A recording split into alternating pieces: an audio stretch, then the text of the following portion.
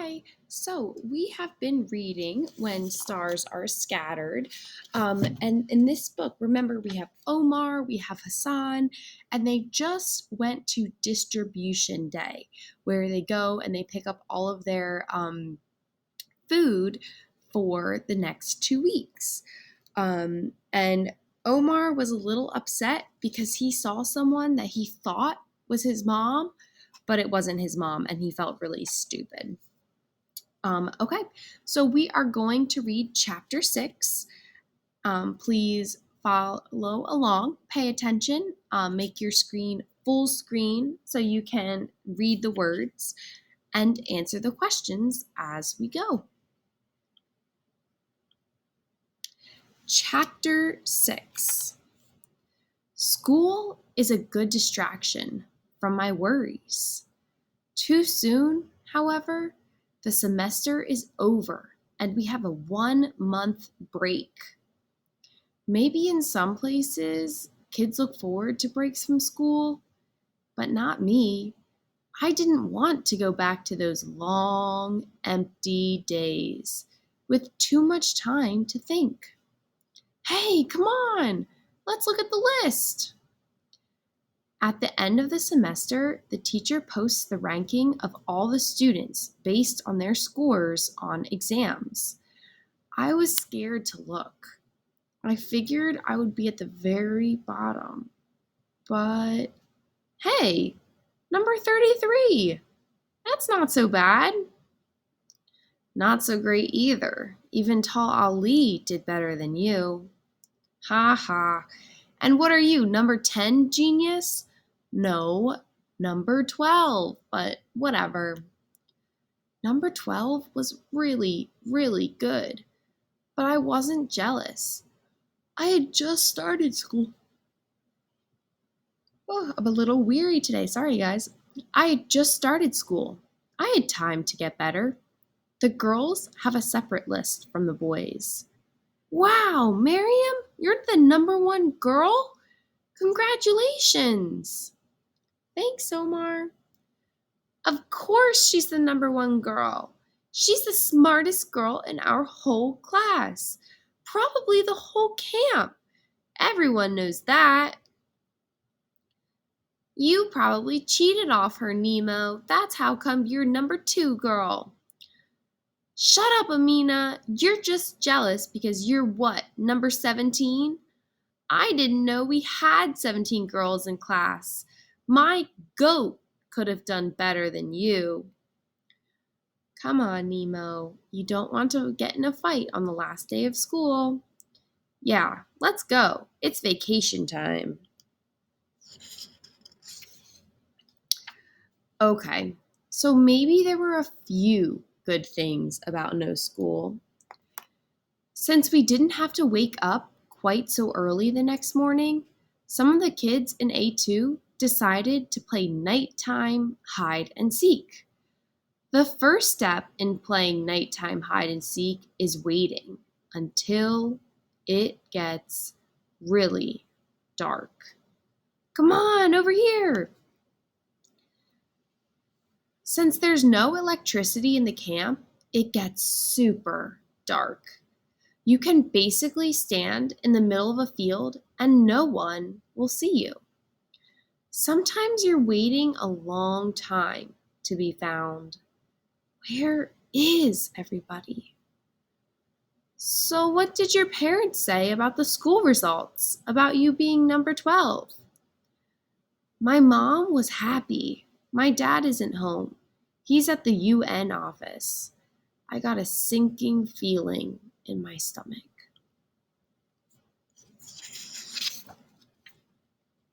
Did he get news on your case? Are you going to America? Nah, but listen, don't tell anyone this. He has a friend who knows someone at the UN. My dad just gave him 100 shillings to get our paperwork pushed to the top of the pile, so it should be any time now. Where'd he get 100 shillings? He borrowed it. He said it'd be no problem to repay it once you're in America. You can find a job and earn good money. Oh. I didn't want to think about Jerry going to America while I stayed here, but I didn't have 100 shillings, and I would never have 100 shillings. There was no chance for me and Hassan to be resettled. Shh! I hear someone coming. Hassan, stay really quiet, okay? Don't say a word. Ho-yo! Tag, you're it. We played a lot of games during the school break. For one thing, it fills up the time so you don't have hours and hours to think about your problems. It almost helped me forget that Jerry was going to go to America and I'd be all alone here. Come on, we're going down to the field to play Kabta Bilatoy. Kabta Bilatoy is my favorite game. Kabta is the Somali word for sandal. So one kid takes off his sandal and each team picks a side of the sandal, heads or tails, or top or bottom. Then you toss the sandal in the air. If it lands heads up, then that team runs to the other team's goal and tries not to get tagged. Hassan always comes along when we're playing a game. He doesn't understand the rules. He just wants to join in and play, like all the other kids. But when I try and let him play, it can end in disaster. That's my shoe! Get back here! Hassan just thinks we're playing a big game. Hassan, quit joking around! Come back! I am going to kill him! I don't know why you let him play in the first place! Hassan! Grab. Let go, you idiot! It's not funny! Stop! Don't hurt him! I don't know why you bother taking care of this moron. He's a waste of space. You should let him wander off into the bush, or the area outside the camp, to get eaten by lions. Stop it, Ali. Just stop. Now I know why you're orphans. That's probably why your mom left you. I'd rather be dead too than... Ah! Shut up! Just shut up! Hey, knock it off, you hoodlums. You're driving away my customers. Stop, Ali, get out of here, you big jerk. Take your stupid sandal. Come on, Dante, let's go. Ow, let go of me. I have to stop for a minute. Think for a moment. What is tall Ali like? Describe him. Is he a good friend to Omar and Hassan and Jerry? You'll say, Ali is, and he is a good friend, or he is not a good friend. The truth is, I worry all the time about Hassan and his future. I know that lots of people think like Ta Ali. Some people just aren't kind to someone with disabilities around here. I don't know how some people can be so cruel. Here, Hassan, wipe your nose on my shirt. It's okay, it's time to wash this shirt anyway. You know, I really hated it when everyone started calling me Jerry. It reminded me that I was different from everyone else. I didn't know that. I could call you something else. I wasn't finished. But now I don't mind the name so much. I mean, it's part of who I am. I limp, but it's only part of who I am. Shame washed over me. I'm always thinking about me and Hassan and our problems. I forget other people have their own struggles to deal with. There are lots of jerks like Ta Ali, and Well, other people who think I can't do anything because I limp, but they're wrong. I do really well on my exams at school, better than Ta Ali. And someday my dad will see that it is worth something. So you can't listen to people like Ta Ali when they say mean things. You know, Hassan isn't helpless either. There are lots of things he can do, even with a disability. I know, Jerry, I know having a disability doesn't make you helpless. It's just, you kind of baby him sometimes, just like people baby me. And Hassan isn't a baby. He takes care of animals and he helps your neighbors. Just don't underestimate him, right, Hassan? But life is still going to be hard for him.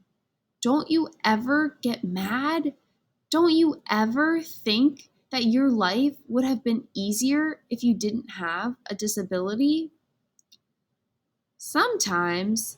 But look, I didn't ask for this limp, but I didn't ask to live in a refugee camp either.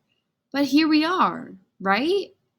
I guess you just have to try to appreciate the good parts and make the most out of what you've got. Come on, let's go home. Over the next few days, I took Jerry's advice. I took Hassan with me to collect firewood, and he helped me carry water and sweep up. Hassan seemed to like these chores, and he was good at them. Maybe Jerry was right.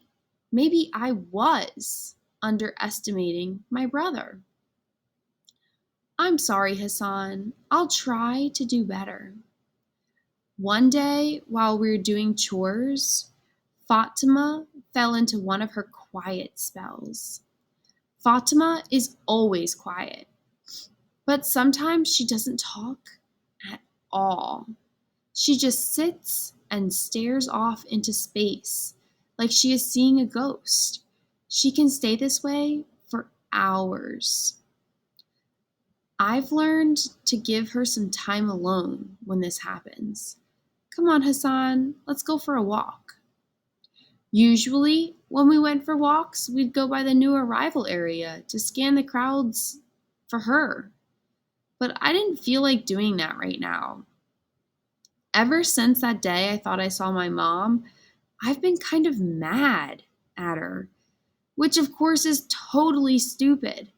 How can you be in a fight with someone who's not even here?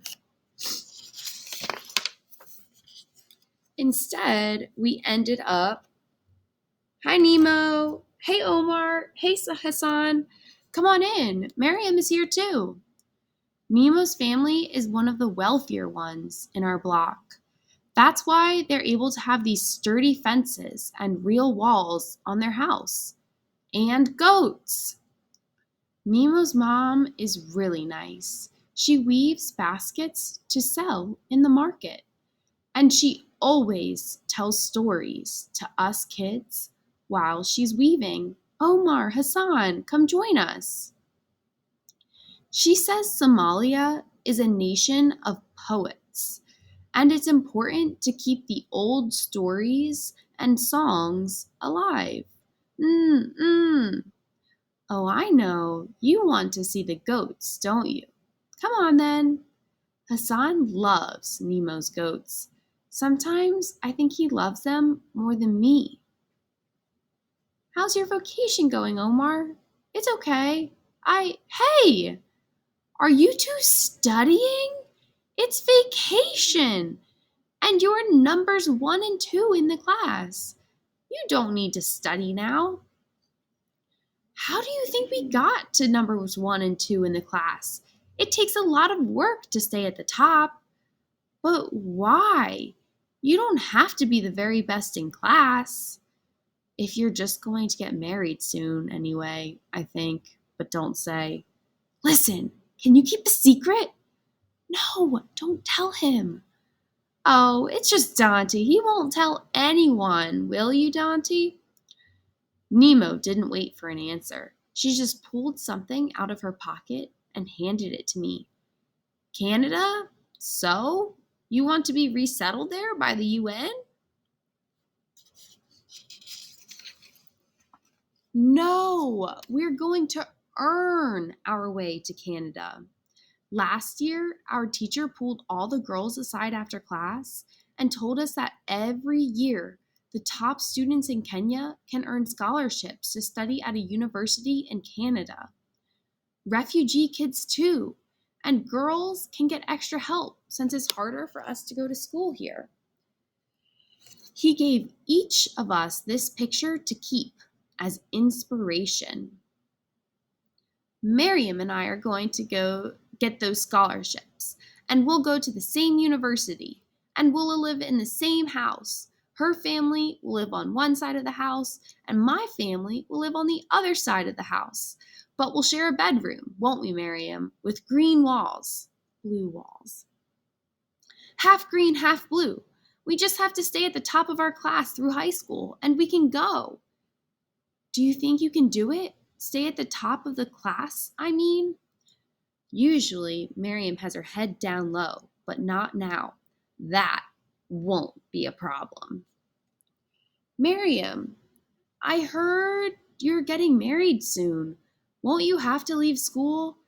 Well, that's why I'm studying so hard. My plan is, if I stay number one in my class and do really well in my exams at the end of the year, my dad will have to let me stay in school. He'll see that a scholarship to Canada is worth a lot more money than me getting married. Don't worry, I know it'll work. It has to work. I can't go to Canada without you. I bet you two can do it. After all, you're studying during vacation. So, what are you two going to be after you get to Canada? I'm going to be an actress and a singer or a doctor. I haven't decided yet.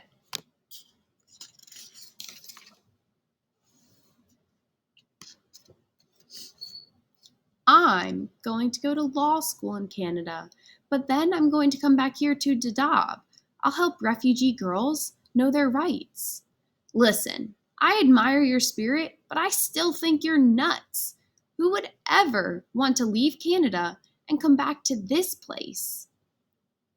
Oh, hush. What about you, Omar? What do you want to do when you grow up? I always thought I wanted to go back to Somalia and become a farmer. But maybe I want to be a social worker so I can help other refugees. Life is hard around here for a lot of people. I guess I haven't decided yet either. It was nice talking like this, pretending we were normal kids with normal futures to look forward to. We spent a lot of the rest of vacation with Miriam and Nemo. I always thought Miriam was so quiet, but she was really easy to talk to once you got to know her. One day, she even surprised me and Hassan with a gift. Close your eyes, both of you. Here, I'll help. And open them. It's a really nice, it's a swing. I made it out of plastic bags. I made it for you, Hassan. I know you like to be outside. Now you and my brothers and sister can play together.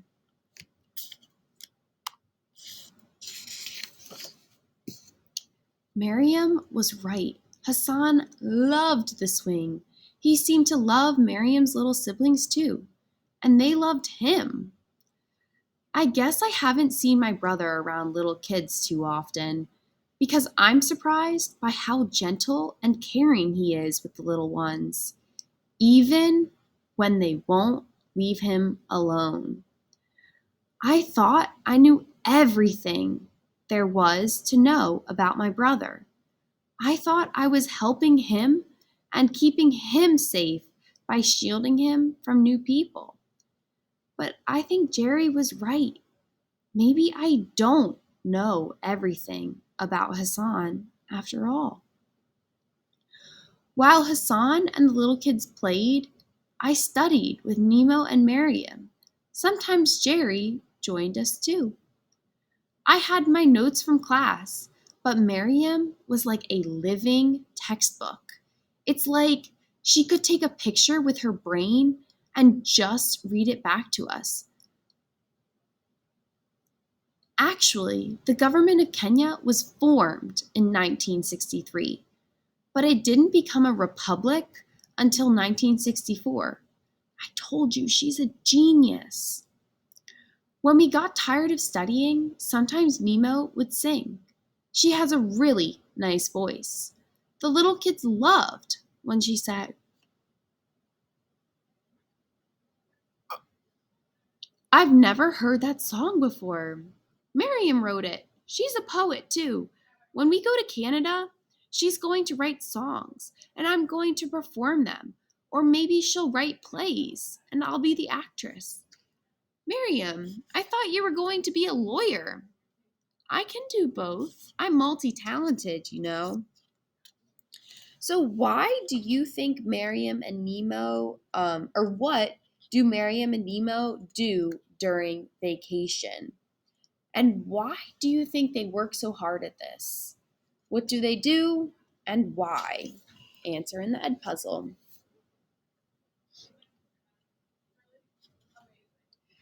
Vacation seemed to go on, and I couldn't spend all my time with Jerry, Nemo, and Miriam.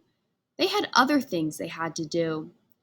I didn't feel like playing games with the other A2 boys, so after the chores were done, Hassan and I spent a lot of time sitting around. Here, if you're just moping about, you can help me mix the porridge. You can tell you're bored if mixing porridge sounds like a welcome diversion. Fatima has lots of relatives who live in the camp. They usually come by during the day when I'm in school. Hello, Galabwanaksan. After they're done pinching and patting, how is school? You've gotten so big. They sit and talk for hours and hours and hours. Stories about people in the camp, or stories and poems from before. Fatima mostly sits and listens. She never really talks about her life before. They also talk about news they've heard from new arrivals from Somalia. I sit and listen too, hoping for any scrap of information about my mother. The fighting is getting worse and worse. It's been 9 years and still the war is raging on. I hear more people are coming to Dadaab every day. Soon there will be more Somalis here in Kenya than there are in Somalia. A new girl, Hawa is her name. She just arrived here last week from Marure. She said the whole village is deserted or empty. It's a ghost town. All the farms are destroyed, crops burned to the ground, not a soul left except for the ones the rebels kidnapped. Marure, why is that name so familiar? Omar, you're from Marure, aren't you? That was your village? Lay down! What is wrong with you? I had to get out of there. Hassan didn't complain even though we walked and walked until we were almost lost in the bush. I knew it was dangerous out here, but I didn't care. I felt empty and numb inside. So what just happened up here? What is this woman describing, and why does Omar get so upset about it? I felt so stupid, like a little kid playing pretend all these years. But now the truth was staring me in the face. I had to stop pretending. Our village was destroyed. We could never go home again. And if we couldn't go home, how could we ever? Was I also pretending? No, she was alive. She had to be. I love my mom, but sometimes I hate her for leaving us.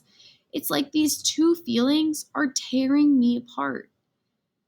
You said you would come find us. Well, here we are. We're all alone, your two sons. Don't you care? Don't you love us? Ho yo! Hassan and I get up and walk back to the camp, one foot in front of the other. Her friends have left, but Fatima is still awake, waiting for us.